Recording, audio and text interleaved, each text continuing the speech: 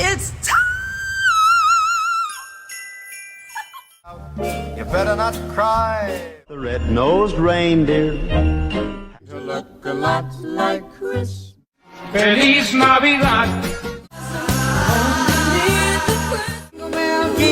Good afternoon, Hawks, and welcome to our Christmas Carol pregame show. My name is Drew Lutz, and I'm here with 5 amazing panelists to give you a sneak peek of this year's Christmas Carol competition. To my left, I have Chris Cade representing the Springs House, followed by Molly Hanna representing Victory, and Vanessa Melly representing Worley. To my right, I have Charlie Wyatt representing Sacred Heart, and following with Catherine Barley representing the Rosary Rhinos. And before I get into this year's competition, I want to give a quick recap of last year. So last year we had Victory win, doing some sort of mashup style performance, which is something we haven't really seen before, and that really paid off for them. So it's interesting to see what they'll do this year following that. Followed by Aquinas and Sacred Heart rounding out the podium. So now I'll pass it over to my fellow panelists to give you some insight on what to expect this year. Chris? All right, guys. So this year, Springs House will be singing Mariah Carey's classic, All I Want for Christmas Is You. And one major strength within the Springs is having Mr. Craig help direct everything. He has a background in musical theater, he's been a previous Hartley student, and he has some skills. He's definitely going to lead Springs to victory. And that's really what sets apart our performance this year. Last year, after taking the victory with a stellar performance, we're looking to do the same, singing Rudolph the Red-Nosed Reindeer, directed by Mr. Moneypenny. Mr. Moneypenny is a first-year teacher, and it'll be interesting to see what he brings to the table. Victory is known for outstanding creativity and very competitiveness, so we will respond.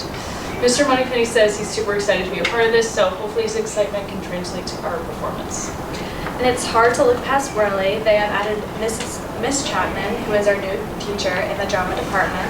Thinking back to all the years when Sacred Heart finished well in the Christmas Carol competition because they had our old drama teacher, Mrs. Verity, I wouldn't be surprised if something similar happened to Worley. This could propel them into being a powerhouse in this competition for years to come.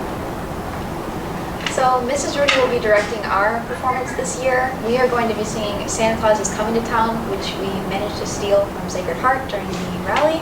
We are going to sing it in a very versatile way using Miss Rudy's guidance. We're planning on having a lot of props, which will add a lot of drama to our performance, which I think will really carry the storyline of the song. Yeah, so I think Sacred Heart's going to be just a little shaky since Miss Birchfield has his hand on the wheel for this one. We're very confident in all of this, and singing it's beginning to look a lot like Christmas. And I believe that Aquinas should kind of play as a possible dark horse this year. They finished second last year and have a chance to, I think, really kind of set it over the edge with Mr. Giesler helping direct Feliz Navidad. Being the band director, this is very up Mr. Giesler's alley. This is right in his comfort zone. And then something else that we really shouldn't overlook is the fact that Profe Covarrubias is in Aquinas.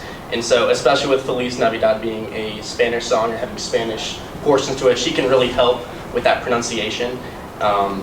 And if they can nail that Spanish portion, I really think that gives them a very strong shot to win. And so then, now that you guys have kind of seen what to expect, we'll kind of go into our official predictions. So based on what I just said, I do think that Aquinas is going to take it this year. Mainly the fact that both Mr. Giesler and Profe are going to really be, helping in that whole creative process, especially with that Spanish part. It's a very high risk, high reward song, and I think if they can pull it off, then they have a really, really strong shot at winning it all. Me personally, I feel like Springs is going to win, not just because I am in Springs, but this year with All I Want for Christmas, it's such an amazing song, right? And we are also putting a special twist on it. We have Avery West, Anaya Owens, and Sarah Thompson adding in a rap portion, which is going to be really interesting to see. In practices, the execution has been perfect, and I'm really excited for the whole house to see it, for the whole school to see it. I think Victory is going to take another win for the second year in a row. Even though we got the last choice for picking the song, we like to be very creative, and we are very competitive with all of the other houses. We do have 2 new leaders, Mr. Agra as our house leader and Mr. Moneypenny directing this for us, but the leaders in Victory are very good at what they do, and there's no stress. I think Burley's going to win just because they have added Miss Chapman, who is a new teacher, which can bring new ideas to the whole Christmas Carol and just a new twist on it. I really do think Rosie's going to win because we kind of gave you guys a hit by taking that song that you guys were super confident in singing. So I think because of your possible downfall, it's going to help lift us up. And I think our props are just really going to steal the show. Yeah, so Sacred Heart has a lot of cool elements to it. I know some teachers and some students are working on like a solo part, things like that, instrumental. It's beginning to look a lot like Christmas is going to be a strong song for us, so I think we're going to win.